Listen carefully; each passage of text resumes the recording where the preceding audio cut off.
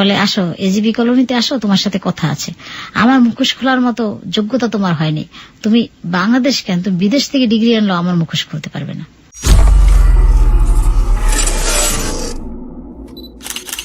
আমরা কি প্রথমে আপনার ছেলেকে হাই বলবো নাকি আপনাকে হাই বলবো? দুইজনকে একসাথে হাই বলি।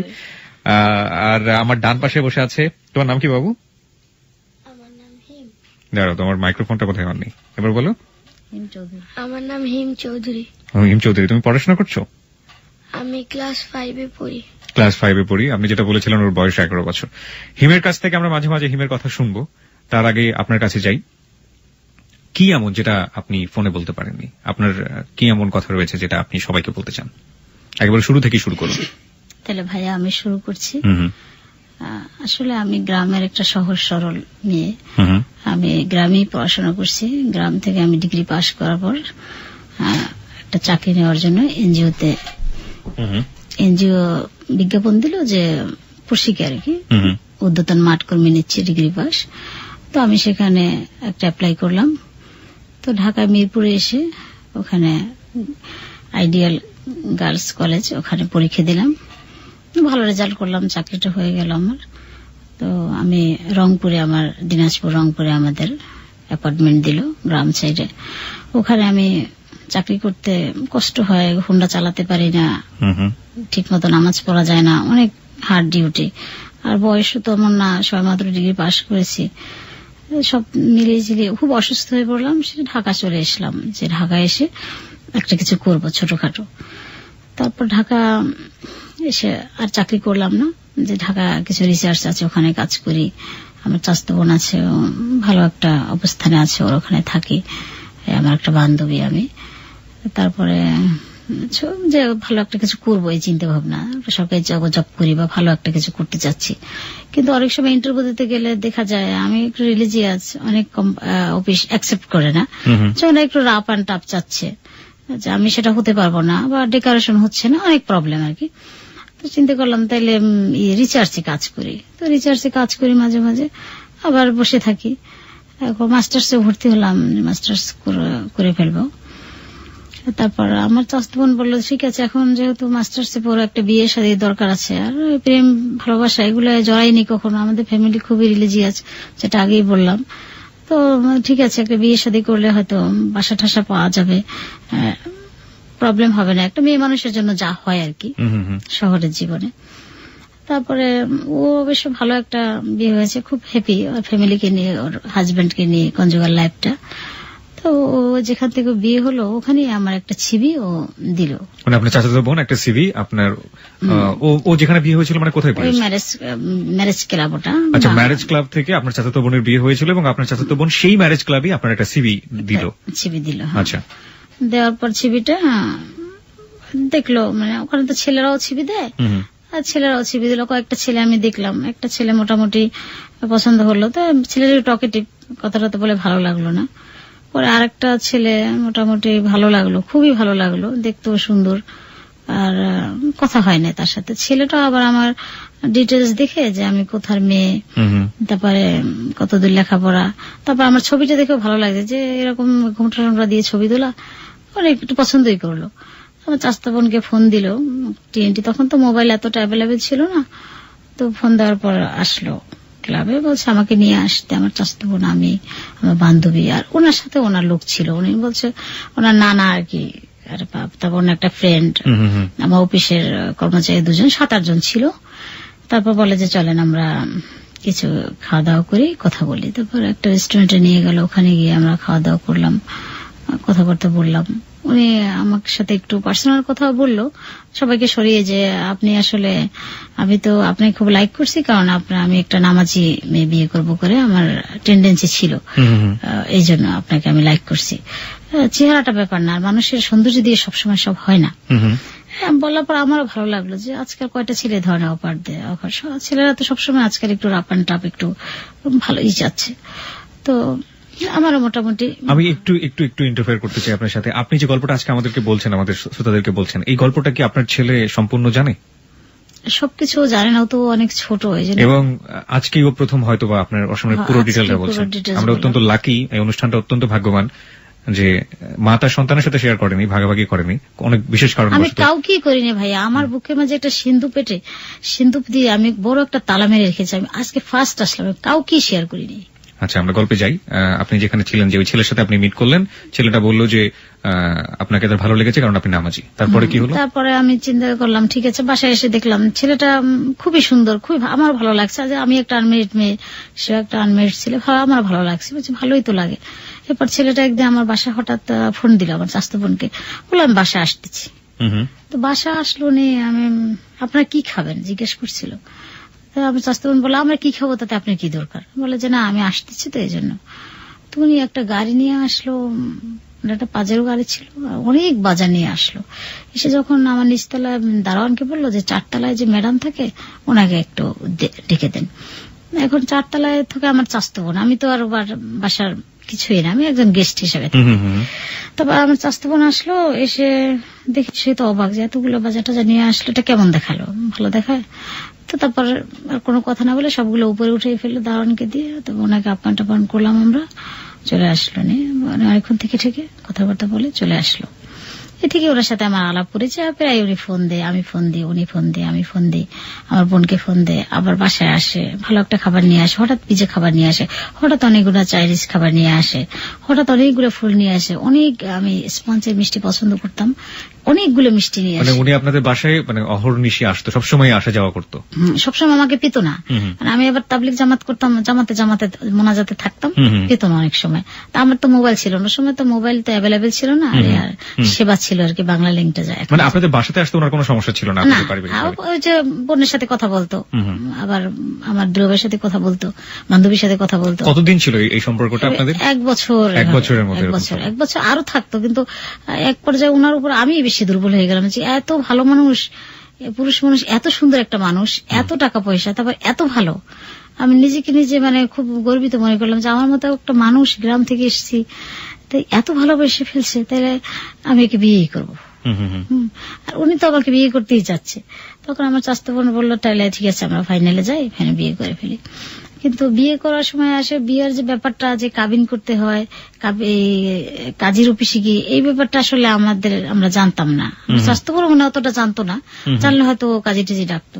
উনি বললো যে আমরা আপাতত ইসলামী মাইন্ডে যেটা হয় তো ওটাই করি, তারপরে আমরা করব, একটা লাক্সারিয়াস একটা বাসর করব, এরপর ওই ইটা হবে, কোর্ট ম্যারেজটা হবে, এটাই শক্ত বিয়ে হয়। যেহেতু আমি চিটাগাং এর ছেলে, বরিশালের মেয়ে, আপনাদের একটু বিশ্বাস, যে ছেলেটাকে আপনি বিয়ে করবেন সেই ছেলেটা এই কথাগুলো বলবে, হ্যাঁ একটু কনফিউজ থাকতেই পারে। তো এত কথা বললে তারপর আমাদের কোনো আরই থাকে, তো পুরো ফেথফুলি হয়ে যায়। তারপরে ও একটা স্টাম্প নিয়ে আসলো আত্মর পর, স্টাম্পে ওর সিগনেচারটা দেওয়াই ছিল। তারপরে আমাকে একটা সিগনেচার দিতে বললো, ওই সিগনেচারটা দিলাম। পরে বলে যে এটা এতে নিয়ে অ্যাডভোকেটের কাছে নিয়ে কি করে নিয়ে আসবে, কোর্ট ম্যাচ হয়ে যাবে। ছবি দিল, আমার ওর ছবি দিলাম। বেশ, এরপর একটা হোটেলে, আমাদের মোটামুটি একটা ভালো উন্নত মানের হোটেলে আমাদের বাসর হলো। অনেক খরচ করলো, 1-1.5 লাখ টাকাও খরচ করে ফেললো। বন্ধু বান্ধব, আমাদের আত্মীয় স্বজন আত্মীয় সব করলো, অ্যারেঞ্জমেন্ট করলো, খাওয়া দাওয়া করলো। বেশ, আমাদের রেখে ওরা চলে আসলো, অনেক ছবি টবি তুললো। বেশ, ওখানে আমরা 2 দিন ছিলাম। এরপর বলে যে একটা বাসার দরকার আমাদের। আমি বলছি যে 10 নম্বরে আমি থাকি, কারণ ওখানে আমার চাচাতো বোন আছে, তারপর আত্মীয় স্বজন আছে, আমাদের এলাকার একটা কাজের বুয়া থাকে, ও আমাকে একটু হেল্প করে। আপনি এর মাঝখানে যে 1 বছর সম্পর্ক ছিল তার সাথে, আপনি কখনো তার বাসায় যাননি? এবং তার বাসায় কিছু প্রেমনগর, প্রেমবাগান একটা বাসায় থাকতো, বলছে ও বলছে যে এইটা ওর বাসা, এবং ও ব্যাচেলর, এবং আলাদা একটা বাসায় থাকে। ও চিটাগাঙে, ওর 3টা ভাই, একটা দুবাইতে থাকে আর 2টা থাইল্যান্ডে থাকে। তাদের সাথে আপনার কখনো কথা বলা হয়নি? না, তারা বাংলা কথা খুব কম বলে, তারা নাকি ওই ভাষা বলে বেশি, মায়ানমারের ভাষা বলে বেশি, ওখানে চাকরি করে। তো ঠিক আছে, তো আপনি 10 নম্বরে তারপরে বাসা ভাড়া করলেন? হ্যাঁ, বাসা ভাড়া করলাম। ওই ভাড়া করলো একটা 15,000 টাকা, একটা সুন্দর একটা বাসা। তখন এখন এই বাসার অনেক ভাড়া বেশি, তখন 15,000 টাকা ছিল। পরেও আবার ফার্নিচার দিয়ে বাসাটা সাজালো সুন্দর করে, আর কাজের মেয়ে আনলো 2টা ওখান থেকে। এভাবে আমরা সংসার করতেছিলাম। আমি ওর ব্যবহার, ওর চরিত্র আর ওর সব মিলেই এত ভালো লাগছে আমার, যে আমি ওকে বললাম যে আমি চাই তোমার মতো একটা সন্তান আমার হোক, এই পৃথিবীতে তোমার মতো আরেকটা মানুষ আসুক, এটাই আমি চাই। কারণ এত ভালো মানুষ আমার লাইফে আমি দেখিনি, এত সুন্দর কথা, এত মিষ্টি ভাষা, এত সুন্দর চেহারা, এত দাতা, এত দানশীল, মানে যে দেখে সেই। আমার কাজের বুয়া বলতেছে আল্লাহ এই মানুষটা ফেরেশতা। তারপর আমার চাস্তপন বলে মনে হয় মানুষ নেই ফেরেশতাই, এরকম বলতো। দেখতেও খুবই সুন্দর। তারপর আমি ওকে বলতাম কি আমি তোমার মতো একটা সন্তান চাই চৌধুরী, আমি তোমার মতো একটা সন্তান চাই, তোমার মতো হবে হুবহু, তোমার চরিত্র তোমার চেহারা সবকিছু মিলিয়ে হবে। আমার একটা সন্তানের, সত্যি আমাদের একটা সন্তান এসে গেল। আমি খুব অসুস্থ হয়ে গেলাম। ও আমাকে ও বছর হজে নিয়ে যাওয়ার কথা ছিল, যে তোমাকে নিয়ে হজ করব, কিন্তু আমি এত অসুস্থ হলাম যে আমাকে ইন্ডিয়া নিয়ে যাবে, কয়েকটা দেশে নিয়ে যাবে করে, কিন্তু নিতে পারো না। আমি খুব অসুস্থ হয়ে গেলাম, শুধু বমি করি ভালো লাগে না, চোখ বেঁধে বসে থাকি। চোখ বেঁধে বসে থাকেন কেন? যাকে দেখি তাকেই বমি আসে। আচ্ছা আচ্ছা। আর ফ্রিজটার দিকে তাকালেই বমি আসে আমার। এই জন্য চোখ বেঁধে শুধু কোরআন শরীফ পড়ি আর তজি পড়ি আর চোখ বেঁধে রাখি, কোথাও তাকাই না, গন্ধ সহ্য করতে পারি না, কোনো গন্ধ এগুলা। পরে এখন এত অসুস্থ আমি আর কিছুই খেতে পারি না, কোনো পানি খেতে পারি না, শুধু ওই কোকোকলার, তখন তো ওরকমের প্লাস্টিকের বোতল ছিল না, কাঁচের বোতল ছিল, হ্যাঁ ওইগুলা খেতাম। আর ওই চাইনিজের স্যুপ টুপ এইগুলা খেতাম। এই মানুষটা নিয়ে কোথায় যাবে, এটা নিয়ে ঘরে রাখাই ভালো, এই জন্য আর কোথাও বের হতেন না। তবে রাতে ওই একটু গাড়ি ছিল, গাড়িতে নিয়ে আমাকে ঘুরতো, আবার হোন্ডায় ঘুরতো, এই করতাম। বেশ খুব হ্যাপি। আমি নিজেকে নিজে ধন্য মনে করতাম। একটা মেয়ে আর কি চাওয়ার থাকে ভাইয়া বলেন? এর আর কিছু চাওয়ার থাকে? একটা ভালো স্বামী থাকলে, ভালো হাজবেন্ড, তারপরে এত সুন্দর হাজবেন্ড, এত কিছু আছে, এত সুন্দর মন, না চাইতে অনেক কিছু পাওয়া যায়। সে জুয়েলার্স নিয়ে আমার 50 ভরি স্বর্ণ দিয়ে সমস্ত বডি সাজিয়ে দিল। তোমার চেয়েও বেশি ওজন, দেখো আমি দিলাম তোমাকে 50 ভরি স্বর্ণ দিয়ে সাজিয়ে দিল। সে আমার জন্য, সে ইন্ডিয়া থেকে সে একটা 3 পিস নিয়ে আসে, তখনই 4000, 5000, 7000, 8000, যে 3 পিস গুলো আমার গায়ে লাগতো না। আমি তো ছোটখাটো মানুষ ছিলাম, আর শুকনাও ছিলাম একদম, গায়ে লাগতো না এরকম। তারপরে 50 ভরি স্বর্ণ আপনাকে যখন দিল, তখন কি আপনাদের বিয়ের কি 1 বছর পার হয়ে গেছে নাকি বিয়ের উদ্দেশ্যে? বিয়ের কতদিন পর, বিয়ের 8-10 দিন পর আর কি। আচ্ছা। তারপরে আবার সে অনেক মানে আমি কখনো বলতাম না, আর খুব শৌখিন, মানুষটা খুব শৌখিন ছিল, যে এই চেস্টাবটা এখানে থাকবে, এই কর্নারটা এখানে থাকবে, এই টেবিলটা এখানে থাকবে, এই কার্পেটটা বেডরুমে থাকবে, এখানে এটা সমস্ত বেডরুমটা আয়না ছিল, বাড়িওয়ালা করে আয়নায় করে দিচ্ছে। বিদেশিরা আয়না ব্যবহার করে, তুমি জানো না, বেডরুমে আয়না থাকলে ভালো লাগে। হ্যাঁ, প্রচন্ড শৌখিন একজন মানুষ ছিল, এবং আপনি তার কোনো খুঁতখুঁতে পাননি না। তো বেবিটা যখন আপনাদের আসলো, তারপরে কি হলো? তারপর বেবিটা আসার পর আমি অসুস্থ, আমাকে খুব সেবা দিত, খুব সকাল 6টা থেকে রাত 11টা পর্যন্ত আমার পিছে খাটতো। আর মাঝে মাঝে যখন বাসা থেকে যেত তখন বলতো যে আমি দুবাই যাই, ওর ব্যবসা, ম্যান পাওয়ারের ব্যবসা, ও দুবাই যায়, দুবাইতে ব্যবসা। কতদিন পর এরকম বাসা থেকে যেত? 8 দিন, 10 দিন, আবার 15 দিন পরে যেত অনেক সময়। 15 দিন আপনার সাথে থাকতো সে? মানে এই সময়টা অফিস করে যেভাবে বাসায় ফেরা দরকার, রাতের বেলা থাকা দরকার, সেটাই মেনটেন করতো। হ্যাঁ। আচ্ছা। সকাল 6টায় উঠে সে বুয়াদের সাথে নাস্তা করে, আমার নাস্তা বানাই টেনে সব ঠিক করে লিখে যেত, আমি সব রেখে গেছি, তুমি প্লিজ একটু খেও। আবার আমি ঘুম দিয়ে উঠে চাস্তে নামাজ পড়ে 5 বার ফোন দিত, তুমি খেয়েছো, এইভাবে খুবই আমার কেয়ার ছিল তার। আচ্ছা। তারপরে আমি তো ওরকম অসুস্থ ছিলাম, কখনোই বুঝতে দেয় না সে, আমি বুঝতেই পারি না তার ভিতরে একটা হিপোক্রেসি থাকবে। এটা আমার এখনো বিশ্বাস হচ্ছে না, যেটা আমার ভাগ্যই, হয়তো আমার ভাগ্যটাই খারাপ। আচ্ছা, তুমি গল্পের সামনের দিকে যাই। তারপরে আপনি যখন বেবি আসলো আপনার, এবং পরের ঘটনাগুলো কি, আসলে কি হতে থাকলো? তারপরে বেবিটা আসলো সেপ্টেম্বর মাসের 27 তারিখে, ওর ডাক্তার বলছে ডেট। তারপর ও 12 তারিখে বাসায় এসছে। 12 তারিখ বাসায় এসে আমাকে অনেকগুলো টাকা দিল, বলে এই টাকাগুলা যদি তুমি অসুস্থ হও, ক্লিনিকে তোমার তো কাছাকাছি লোক নেই, নাজমার মা আমার কাজে বউ, ওকে নিয়ে, আর 3-4টা নাম্বার দিল, ট্যাক্সি ক্যাবের নাম্বার, একটা ফোন করলে যেটা আসবে। অনেকগুলো টাকা মানে কি পরিমাণ টাকা দিল আপনাকে? আমাকে 40-50 হাজার টাকা দিচ্ছ। আচ্ছা আচ্ছা। এতগুলো টাকা আমি নিব না। আমি বলছি এতগুলো টাকা তো দরকার নেই, তুমি তো চলে আসতেছো 26 তারিখের আগে, অল্প কিছু টাকা দাও, এটা বাড়ি ভাড়াটা থাক, আর আমি ক্লিনিকে যাবোই। বলে না, রাখো এরকম বলতেছে। আমি বলছি না, এত টাকা রাখবোই না, তাহলে তুমি আসবে না, তাহলে তুমি দুবাই থাকবা, বাচ্চা হওয়ার সময় আসবে না, এই বলে আমি টাকা রাখিনি। আমি 20,000 না 16,000 না 20,000 টাকার মতো রাখছি, একটা বান্ডিল, আর ওগুলো দিয়ে দিচ্ছি ওকে। না, এতগুলো টাকা রাখবো না। কেন, তোমার বিশ্বাস নেই আমি আসবো? না, তুমি আসবে না। বলবো যে টাকা দিয়ে এসছি ওকে, সবকিছুতে আছি, আমি যাবো কেন? আপনার কেন মনে হলো সে আসবে না? এতগুলো টাকা দিয়ে যাচ্ছে কেন, হয়তো আসবে না। টাকা না থাকলে তো অবশ্যই আসবে, যে কিভাবে ক্লিনিক থেকে আমি আসবো, এজন্য আমি টাকা রাখিনি। ওই সময় ওকে দেখলাম, ও আলমারিটা খুলে, আমি তো চোখ বেঁধে রাখলাম। ওই রাত্রেও আমার কাছে থাকলো না। আসার পর আমাকে বলে আজকে থাকা যাবে না, খুব একটা কাজ আছে, অফিসের অনেক সমস্যা হয়ে গেছে, আজকে থাকা যাবে না। তো আমি চোখ বেঁধে একটু চোখ খুলে দেখলাম আলমারিটা, আমার কাঠের আলমারিটা খুলছে। আলমারিটা খুলে কি জেনে নিল, ওর অনেক কাগজপত্র নিয়ে ভাবছি নিয়ে গেছে, কিন্তু না, ওইটা অনেকগুলাই ছিল, অ্যালবাম ছিল, ওই 4টা অ্যালবাম ও নিয়ে গেছে। আপনাদের ছবির অ্যালবাম? হ্যাঁ, ছবির অ্যালবামটা ও নিয়ে গেল। এত ছবির অ্যালবাম, মানে এত ছবি? অনেক ছবি তুলছে, অনেক। ও খুব, বললাম না, খুব শৌখিন, অনেক ছবি তুলতো। আমার পাওয়াটা নিয়ে অনেক ছবি তুলছে, পাওয়া সাজিয়ে সাজিয়ে অনেক ছবি, হাত পা সাজিয়ে, মালয়েশিয়ান ড্রেস পরে, জাপানের ড্রেস পরে, যত ধরনের ড্রেস আছে, স্কার্ট পরে, প্যান্ট শার্ট পরে, বোরখা পরে, সব ধরনের ছবি তুলছে। আচ্ছা, ওকে। তো তারপরে কি করলো? তারপরে ওই যে ও কিন্তু, আমি কিন্তু তখন বুঝি না যে ও অ্যালবাম গুলো নিয়ে গেল। আমি তো, ও 12 তারিখ চলে গেল, যত দুবাই গেছে, আসবে 26 তারিখ, ও আর আসে না। 26 তারিখ রাত্রে আমি অসুস্থ হয়ে গেলাম। তখন আমি নাজমা আমাকে বললাম, তুমি তাড়াতাড়ি ফোন করো। ওই বেডরুম থেকে ফোনটা আমার কাছে নিয়ে দেয়, ফোন করছি, একটা 2টা নাম্বারে ফোন দিচ্ছি, একটা ধরছে, একটা ড্রাইভার বলছে, ভাই এই বাসে আসেন, 903 নম্বর বাসে আসেন। আসলো, নিচতলা গাড়িটা ওয়েট করতেছে। আমি সুস্থ মানুষে গিয়ে গাড়িতে বসলাম, মানে আমাকে ক্লিনিকে নিয়ে গেল।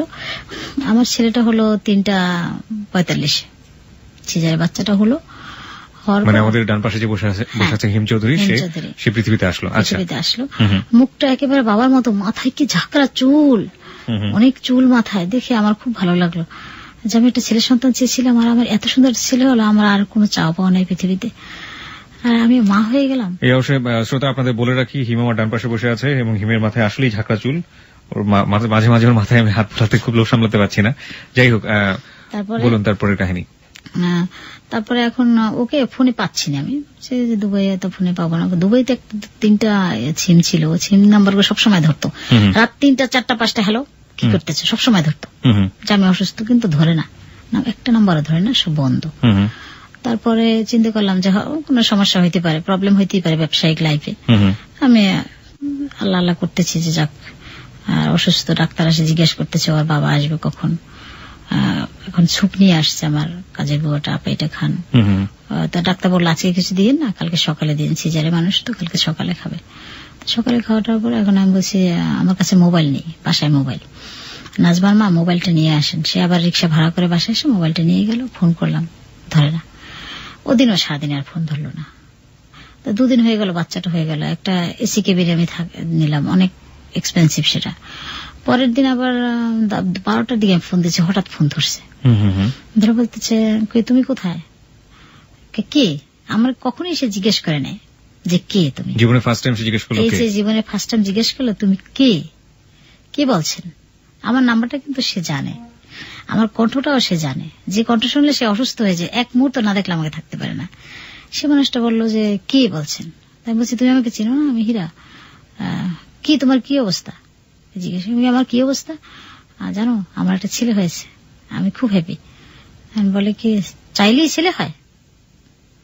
এরকম একটা মানে একটু কর্কশ ভাষায় বললো, যে এত মৃত্যুবাহী, এত সুন্দর সৎ ভাষায় সে মানুষটা কেমন একটা। তখন আমার ভালো লাগলো না কথাটা, যে তুমি কি বলছো, তুমি আসো ক্লিনিকে এসে দেখে যাও, তোমার মতো অ্যাজ লাইক তুমি, অ্যাজ লাইক চৌধুরী বলতেছি।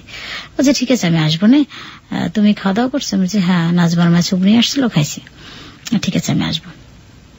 ফোনটা রেখে দিল, আর কিছু জিজ্ঞেস করলো না, ছেলেটা কেমন, সুস্থ না অসুস্থ, কিছু জিজ্ঞেস করলো না। আমি সময় অসুস্থ, পেইন উঠতেছে সার্জারি থেকে, তা শুইলাম। তারপরে না আর ফোন দেয় না আমাকে।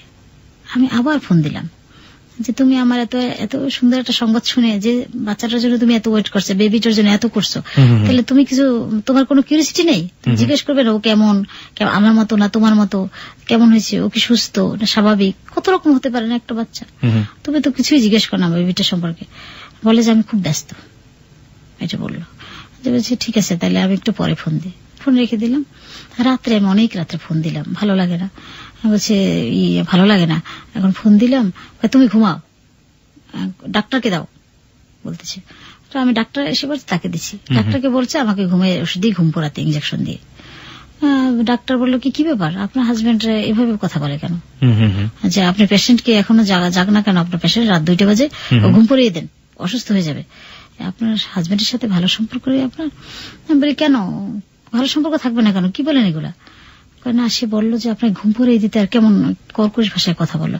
এখন আমিও মিলালাম যে আমার ওই ধরনের কথা কখনোই বলেনি, কখনোই না। এখন তারপরে আমি চিন্তা করলাম কেন এই কথা বললো কেন, মনে হয় ব্যবসা বাণিজ্য ভালো যায়নি, অনেক সময় ট্রাভেলের ব্যবসা হয় না, লাখ লাখ টাকা কোটি কোটি টাকা মার যায়, এ ধরনের কিছু হয়েছে, এই জন্য হয়তো আমার সাথে এই মিসগাইড কথাবার্তা বলছে। যাক, সেটা মেনে নিলাম। পরদিন সকালে আর ফোন দিল না। সারাত্রে 12টা-1টা বেজে গেল। ডাক্তার বলল কি যে আপনি তো আজকে 4 দিন, ম্যাডাম আপনি যদি 5 দিনে যাবেন না 4 দিনে যাবেন, আপনার তো অনেক টাকা বিল হয়ে যাবে, আর ছাড় তো আসলো না। আমি বলছি বিল করেন আপনি, কত টাকা হলো, অসুবিধা নেই, ছাড় এসে দিবে। তবে 12টার দিকে ফোন দিলাম, যে ফোন ধরছে। তুমি কোথায়? বলে আমি কিছু একটা দোকানে এসছি, সিমেন্টের দোকানে এসছি। কি ওখানে কি করো? অফিসে না? কয় না অফিসে না। তুমি এখন কি অবস্থা তোমার? আমি তো কি অবস্থা তুমি জানোই, তুমি আসো ক্লিনিকে, বাচ্চাটা দেখতে আসছে না, আজকে 4 দিন। এখন আমাকে এখান থেকে রিলিজ দিতে চাচ্ছে, অনেক বিল হচ্ছে, আমি এখানে থাকবো কেন? কাজের বুয়া আছে, মেয়ে আছে, ওরাই তো সব করবে, বাসায় গিয়ে বসে থাকো বাচ্চা নিয়ে। এখন বলে যে রিলিজ দাও, আমি কি করব? কি তুমি কি করবে তুমি জানো না? এখানে বিল দিতে হবে না? কত টাকা বিল হিসাব করতে পারো ডাক্তারকে? এভাবে কথাগুলো ফিকে ফিকে মারছে, ডিস্টেন্স হচ্ছে কথার ভিতরে। তো তখন আমি বুঝতে পারি না যে মানুষটা এত সহজে এত মানুষ এভাবে চেঞ্জ হয়ে যায়, আমার নিজের কাছে এখনো বিশ্বাস হয় না। তারপর আর কথাটা বলিনি, ফোনটা রেখে মনটা নষ্ট হয়ে গেল। অনেকক্ষণ দয়ানুস পড়লাম, আয়াতুল কুরসি পড়লাম, যে আল্লাহ ওইভাবে কথা বলছি কেন? তাহলে আমার লাইফটায় কি কোনো ঝড় তুফান আসবে? না, এটা ভুল চিন্তা, মানুষের মন হতেই পারে খারাপ। আবার এটা চিন্তা করে নাজবার মাকে বললাম বাসায় যাও, বাসায় গিয়ে কিছু খাবার দাবার নিয়ে আসো, তা কালকে আমরা যাই, তোমার সাহেবকে ফোন করি। পরে রাতে ফোন করলাম, আমি কবে যাব? বলছে বিল আসছে কত? আমি 22,000 কত টাকা জানি আসছে। বলছে তোমার অ্যাডভাইস গুলা, বার্থ সার্টিফিকেট, তোমার ছেলে হয়েছে, তুমি তখন ছেলের মা, মানে এরকম জেদ করে কথা বলছে। তুমি তখন ছেলের মা, আমি তোমার কে? তাহলে তোমার অ্যাডভাইস, তোমার ছেলের বার্থ সার্টিফিকেট, এগুলো সব নাও না, এগুলো সব ঠিক করে রাখো, কালকে আমি টাকা নিয়ে আসতেছি।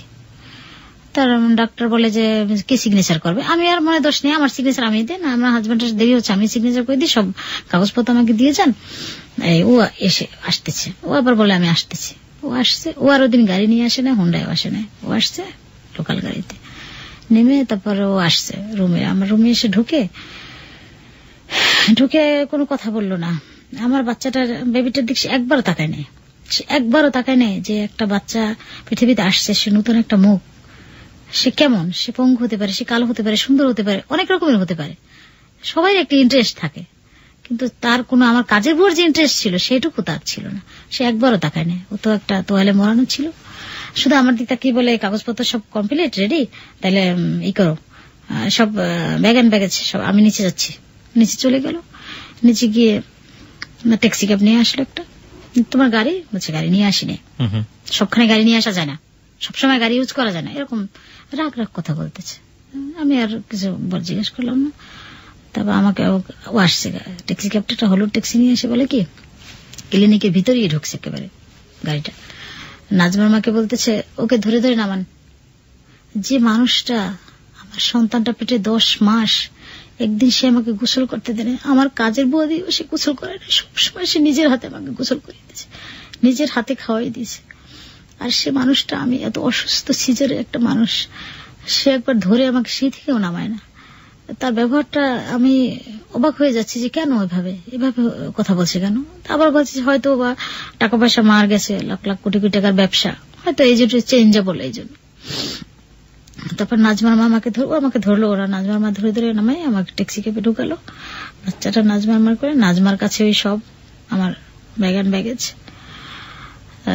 বলে যে ভাড়া দিয়ে দিলাম, আমাকে আর কোনো টাকা পয়সা দিল না, ভাড়া দিয়ে দিলাম, তুমি বাসায় যাও, আমি ফোন করবো না। বাসায় আমার টিএনটি লাইন ছিল, তখন তো আর মোবাইল, আমার একটা মোবাইল ছিল, আর টিএনটি লাইনটি বেশি ইউজ করতাম, তখন এত অ্যাভেলেবেল মোবাইল ছিল না। তারপরেও আর ফোন টোন দিল না। ওই দিন রাতে চলে বাসায় এসে দেখি কোনো খাবার দাবার নেই, কাজ না যাবে, সব নষ্ট করে ফেলছে ওরা। তারপর এখন কি খাবো, দোকানে গেলাম, গিয়ে কিছু চাল কিনলাম, ডাল ঠান কিনলাম, বাকিতে আনলাম, যে দোকানে কোনো টাকাই দিল না আমাকে, শুধু ট্যাক্সি ক্যাবের ভাড়াটা দিয়ে আর ক্লিনিকের বিল দিয়ে চলে গেল। বাচ্চা একটা দুধও কিনে দিল না, বাচ্চা দিকে তাকাই না এসে। তারপরে দোকানদারকে বললাম যে ভাই কি ম্যাডাম আপনি আসছেন কাজে? আমার একটা প্রশ্ন, সেটা হচ্ছে যে বাচ্চাটা আপনার যখন পেটে আসলো, হ্যাঁ, তখন তো সে আপনার সাথে কোনো খারাপ ব্যবহার করেন না। বাচ্চা আসার পরে, মানে পৃথিবীতে ও আসার পরে ও কেন এরকম হয়ে গেল আপনার কি মনে হয়? আপনি কিছু জানেন না ব্যাপারে যে ও চাইতো না একটা ছেলে হোক বা এরকম কোনো ব্যাপার স্যাপার কি ছিল? এমনি ও মেয়েদের পছন্দ করতো, কিন্তু পছন্দ করলেও ওর তো মেয়ে পছন্দ করলে আমার ছেলে হয়েছে তাই বলে কি বাচ্চাটা তাকাবে না? সে তো একটা নিষ্পাপটা বেবি, তার কি অপরাধ, তাই না? সেটার জন্য এরকম আচরণ সে কেন করবে? আমরা সামনের দিকে যাই, আর স্টোরিটা আমরা সামনের দিকে যাই, তাহলে বুঝতে পারবো আসলে কাহিনীটা কি ছিল। তারপর আপনি কি করলেন? তারপরে দোকানে গিয়ে আমি চাল ডাল কিছু কিনলাম, যে কাজে মেয়েটা কি খাবে, আমি তো আর ভাত টাত খাবো না, আমি তো একটা স্যুপ খাবো না, তো ওরা কি খাবে দুজনে। চালটা কিনে আমি আর আসতে পারি না, হেঁটে হেঁটে। দোকানদার একটা ছেলে একটা ফাইল বুকাতে বলে, আপনি অসুস্থ, পিছনে যাচ্ছেন কেন? আপনি তো শুধু পিছনেই যাচ্ছেন, দেখে আমি সামনে আসতে পারি, পিছনে যাচ্ছি। উনি আমার ব্যাগটা তলায় নিয়ে আসলো, আমাকে উঠিয়ে দিয়ে গেল। আচ্ছা, আপনি খুব অসুস্থ? বলছি হ্যাঁ। তারপরে রান্না বান্না করলো, খাইলো। রাত্রে আর ফোন টোন দিল না। আমি অনেকবার ট্রাই করলাম, ফোনে ধরে না। ওর যে বাসার নাম্বারগুলো দিল, একটা নাম্বারও ধরে না। ওর যে একটা স্পেশাল নাম্বার থাকে ওর, ওইটা আর কোন নাম্বার না, ওইটা খোলা থাকবে, ওটাও বন্ধ। ওর যে অন্য অন্য নাম, সব নাম্বারগুলোই বন্ধ। ও বেশি কোনো নাম্বারই ধরছে না। তাহলে কি হলো? মানুষটা কি মারা গেল, অ্যাক্সিডেন্ট হলো? কিভাবে জানবো এই মানুষটা কোথায়? এদিকে আমার হাতে কোনো টাকা নেই, বাচ্চার দুধ নেই, ও ব্রেস্ট ফিডিং হচ্ছে না, আমি তো খাচ্ছি না, না খেয়ে থাকতেছি, টেনশন, ব্রেস্ট ফিডিং হচ্ছে না, ওকে ল্যাকটোজেন খাওয়াচ্ছি। এখন কি খাওয়াবো বাচ্চাকে? আমার হাতে টাকা নেই, ওর কোনো সংবাদ নেই, ওকে খুঁজেই পাচ্ছি না। ও কোথায় যেতে পারে আপনার কি ধারণা ছিল? ও তো বাংলাদেশি ছিল তখন। হ্যাঁ, ও বাংলাদেশই ছিল, কিন্তু ওর যে অফিসে ফোন দেওয়ার পর বলছে কি বস দুবাইতে আছে, চলে গেছে। হ্যাঁ, বস চলে গেছে, বস বাংলাদেশে নেই। কিন্তু আসলে ও বাংলাদেশি, ও বাসায়। আচ্ছা, যাই হোক, সেটার কাহিনী আমরা পরের দিকে যাই। তারপরে আপনি কি করলেন, কিভাবে এই সমস্যার সমাধান করলেন? তারপরে আমি ওর যত পরিচিত অফিস আছে সবখানে যাই, যে ওনার অফিসটাই গেছি, মতিঝিলের অফিস ইন্টারন্যাশনাল গেছি। বলছি যে অফিসে লোকজন কোথায়? বলে ওনার তো 1 সপ্তাহ হলো অফিস ছেড়ে দিয়েছেন, ওনারা আর ব্যবসা করবেন না, ওনারা দুবাইতে অফিস নিয়েছেন। এত তাড়াতাড়ি? হ্যাঁ, বাড়িওয়ালা টুলেটো লাগাই দিল বললো। তারপর সেখান থেকে চলে আসলাম। তারা তো আর কোনো ইনফরমেশন দিতে পারলো না আমাকে, এই যে উনি কোথায় আছে না আছে। এখন চিন্তা করলাম যে কোথায় যাই, কার কাছে যাই, কার কাছে গেলে সাহায্য পাওয়া যায়, ওনাকে পাওয়া যায়। এক তো ওর চিন্তা, এদিকে ওর চিন্তা, সারা তো ওর দিক তাকিয়ে থাকি। আবার চিন্তা করি যে তাইলে এখন এভাবে কিভাবে বাঁচবো? আমি নিচতলা বাসায় কখনো থাকিনি, কষ্ট করিনি, কি করে করবো? বাচ্চাটা নিয়ে কোথায় যাব? একটা মানুষকে আশ্রয় দে, বাচ্চা সহ কেউ দে, কি করবো? বাসা ভাড়া তো বাকি পড়ে যাচ্ছে। হ্যাঁ, বাসা ভাড়া পড়ে যাচ্ছে। তাহলে বাইরে দেশে যাই, দেশে গিয়ে ওকে রেখে এসে আমি একটা কাজ বাজ করবো, এই চিন্তা ভাবনা। আবার বললে না, আমি অ্যাক্সিডেন্ট করবো, আমি মারা যাব, আমি জঘন্য জীবন মেনে নিতে পারবো না, বাচ্চা কষ্ট করবে, আমি কষ্ট করবো, ও থাক, আমি মারা যাই, ও একজন পালবে ওকে। কিন্তু আমি ডায়েরিতে আবার কিছু লিখছি যে কি করবো এখন, আমার জীবনটা 4-5টা পৌঁছে গেল, আমি কি তাহলে অ্যাক্সিডেন্ট করবো? বাড়ি এলে ছিল আমাদেরই বিমানবালা, উনি একদিন এসে ওই ডায়েরিটা খুলে দেখছে। আমি খেয়াল করি না, আমি নামাজ পড়তেছিলাম, তো ওকে দেখার পর উনি বললো কি যে আপনি এই আমার বাসায় একটু দেখা করে, ও আপনি তো নামতে পারবেন না, আপনি কাজে মেয়েটা একটু পাঠিয়ে দিন। পরে কাজে মেয়েটা পাঠিয়ে দিলাম। বলে যে আপা, আপনাকে বাড়ি এলে যেতে বলছিল, কিসের জন্য যেতে বলছিল? আমি তুই গেলি কেন? বলে যে আপনার সাথে একটু কথা বলতে, আমাকে যাওয়ার পর কিছু বলে নাই, আপনাকে সে দেখে দেখে রাখতে বলছে। কি আমাকে দেখবি কি? বাড়ি এলি করতে গিয়ে রাত্রে তালা মেরে রাখতো আউটডোরটায় আমার। আচ্ছা, কাজে মেয়ে দিয়ে যে উনি হয়তো এক্সিডেন্ট করবে, আর উনি একটা এক্সিডেন্ট করলে বাচ্চাটা। আপনার কি সুইসাইডের কোনো প্ল্যান ছিল? আপনি আমি আত্মহত্যা করবো, কারণ কি করবো, কোথায়? কি ধরনের প্ল্যান করতেন আপনি? যে আপনি নিজে মারা যাবেন না বেবি সহ মারা যাবেন এরকম? না, বেবিটা আমি রেখে, ও তো নিষ্পাপ, ও বাঁচুক, ও পৃথিবীতে এসছে, ও বাঁচুক, যদি ওকে বাঁচায় ও বাঁচাক, আমি কি করব? আমি কারোর কাছে বলতেও পারবো না। তাহলে আমি রাত্রে, অনেক রাতে যে অনেক বড় বড় ট্রাক চলে, আমার বাসা তো মেন রোডের কাছে ছিল, যে ধূপ করে সামনে পড়বো, সাথে সাথে মারা যাব। তিনি কোন একটা সময় কোন একটি ম্যারেজ ক্লাবের মাধ্যমে কোন একজন খুব ধনাঢ্য ব্যক্তিকে বিয়ে করেছিলেন, এবং বিয়ে করবার পর 1 বছর ঘর সংসার করেছেন। 1 বছর ঘর সংসারের কোন একটি পর্যায়ে তার বেবি আসে। বেবি আসার পরে লোকটির মধ্যে তিনি উদ্ভট কিছু আচরণ দেখতে পান, এবং যেটা কোনোভাবেই তিনি মানতে পারছিলেন না। তিনি সিদ্ধান্ত নিলেন যে তিনি সুইসাইড করবেন। গল্পের ঠিক এই জায়গাটাতে আমরা ছিলাম, হীরা চৌধুরী। বাকিটুকু আমরা শুনতে চাই। আপনি কখনো কখনো বলছিলেন যে আপনি বড় বড় ট্রাকের সামনে ঝাঁপিয়ে পড়ার চিন্তা ভাবনা করেছেন, কখনো সন্তানকে নিয়ে ঝাঁপিয়ে পড়ার চেষ্টা করেছেন। তো সেখান থেকে সামনের দিকে আসলে কি হলো? তারপর চিন্তা করলাম, হ্যাঁ সুইসাইড করতে চেয়েছিলাম, কিন্তু অনেকবার মনে হয়েছিল যে সুইসাইড করব, এভাবে কিভাবে বাঁচবো, বাঁচার কোনো রাস্তাই ছিল না। আপনার বাড়িওয়ালা তখন ওই যে বললো যে তখন উনি একটা বিমানবালা ছিল, উনি ওনার কাজের মেয়ে দিয়ে আমার আউটডোরটা তালা মেরে রাখতো। 12টার পর। আর যখন আমি দরজা ধাক্কা দিতাম তখন খুলতো না। এভাবে 5-7 দিন হওয়ার পর আমি একজনকে চার্জ করলাম যে আমার দরজা কি বাইরে থেকে লাগায়, আমি বাসা ভাড়া দেই না। তো উনি বললো, তারপর উনি এসে বললো যে আপনি নাকি এভাবে চিলেচিলি করেন, আমার বাসায় থাকতে হলে এভাবে দরজা বাইরে দিয়ে লক হয়ে থাকবে, কারণ আপনার যে অবস্থা আমার ভালো লাগছে না। আচ্ছা আচ্ছা। তখন আমি ওনাকে বিকেলবেলা ওনার বাসায় গেলাম, আস্তে আস্তে নেমে নিচতলায় গিয়ে বললাম যে আপা আপনি আমাকে কি ভাবছেন, আমি পালিয়ে যাব, ভাড়া দিব না? বলছেন না, আমি তো একজন মা, তারপর আমি একজন ওয়াইফ, তারপর আমি দেখছি আপনার যে আপনি আমার বাসায় থাকছেন, আপনার হাজবেন্ডকে দেখছি, আপনার যে প্রতিপত্তি টাকা পয়সা সবকিছুই আমি দেখেছি, এখনো দেখছি যে আপনার কি সিচুয়েশন।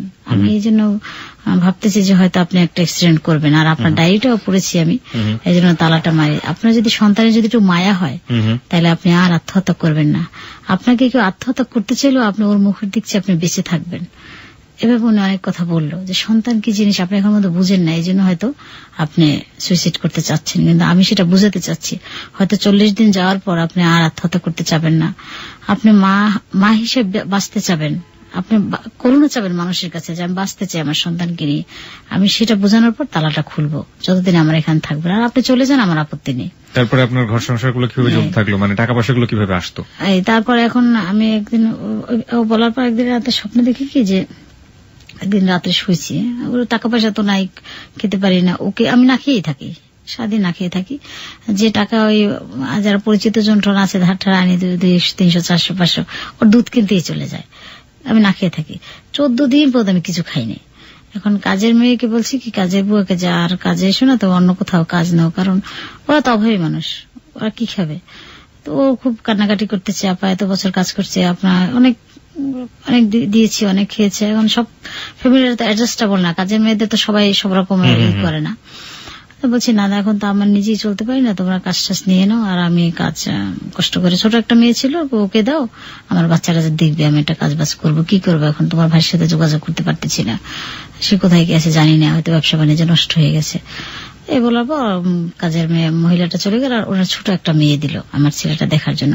তো মেয়েটার কাছে রেখে আমার বাচ্চাটা, আমি তখন আমার কত 15-16 দিন, আমি তখনও সুস্থ হইনি, আমি এদিক পরে যে ওদিক পরে যাচ্ছি, মানে সিজারে একটা মেয়ের অনেক ব্লাড যায়, তারপর ভালো ভালো খেতে হয়, আমি তো কিছু খাই না, শুধু না খেয়ে থাকি।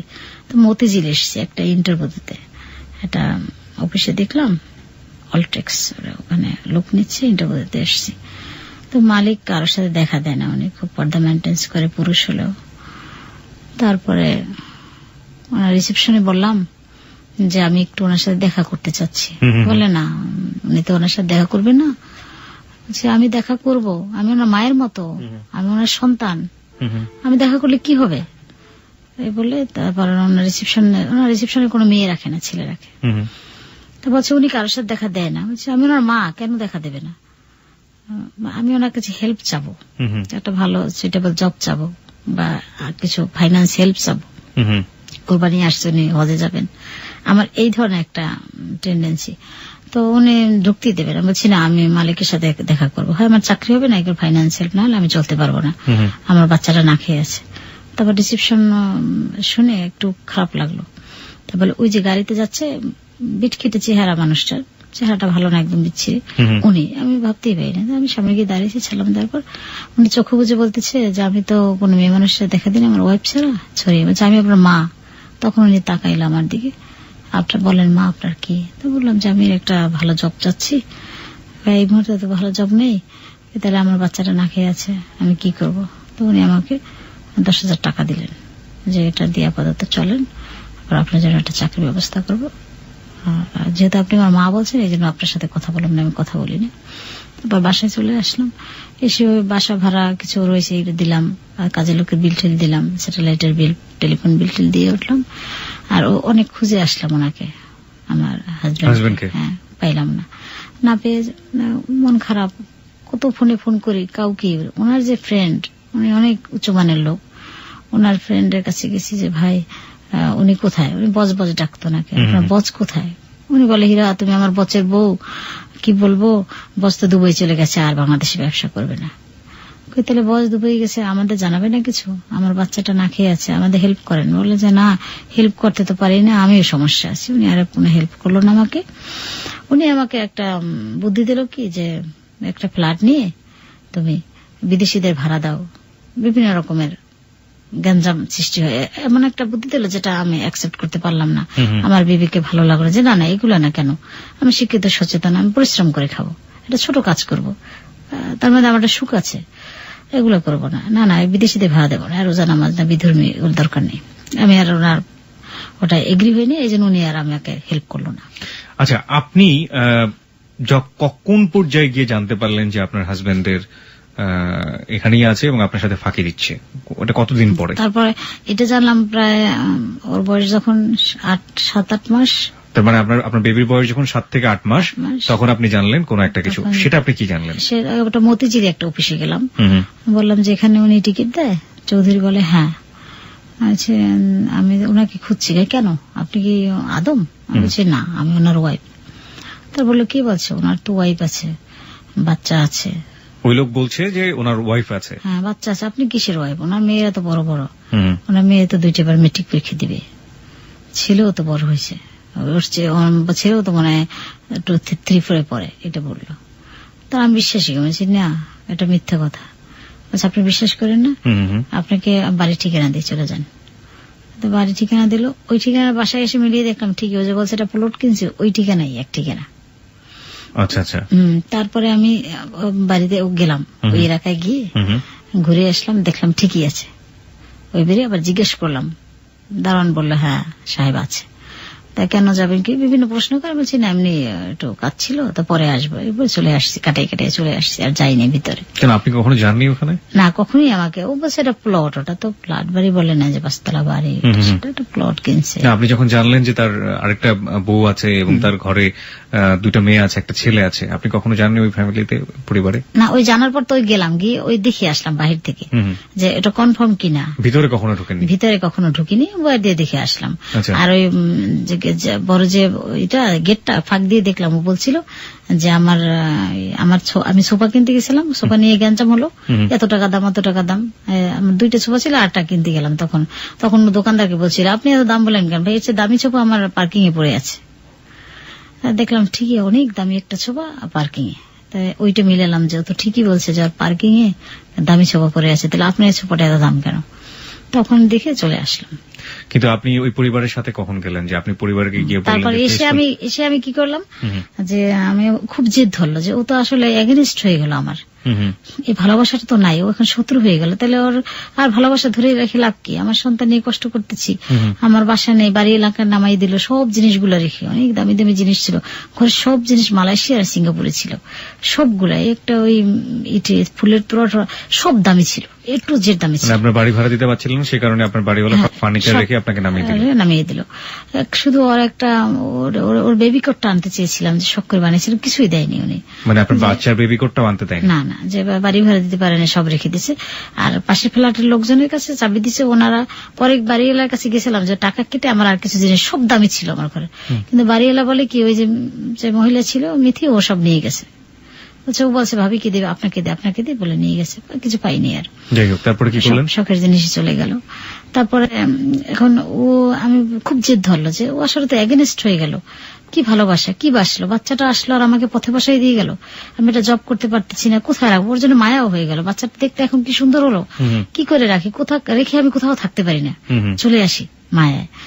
তারপর চিন্তা করলাম, আমি অনেক বন্ধু বান্ধবের সাথে আলোচনা করতে যে আমি কি করতে পারি, ওরা বলতেছে একটা মামলা করে দে, ও তো আসলে চিট, ও তো একটা হিপোক্রিট, মামলা করে দেয়।